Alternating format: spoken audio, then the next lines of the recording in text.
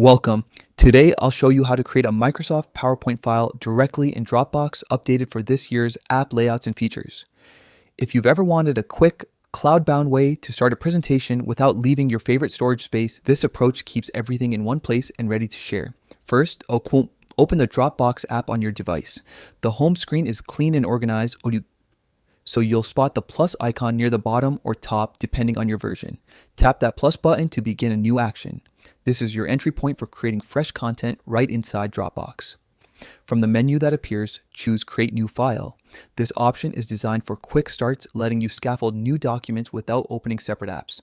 You'll immediately see a selection of file types you can craft directly in Dropbox. Next, select Microsoft PowerPoint. This choice ensures your new file is created with the correct PowerPoint formatting and default slide structure, so you don't have to worry about converting later. The app partners smoothly with Dropbox, so your file stays instantly accessible across any device signed into your account. Now it's time to name your presentation. Think about a concise, descriptive title that will make it easy to find later, especially if you're collaborating or organizing multiple decks. Type the name you want, keeping it short yet specific. For example, Quarterly Review Q1 or Project Kickoff Deck. Naming clearly saves you time when you're searching through files in the future. With the title in place, confirm by pressing OK.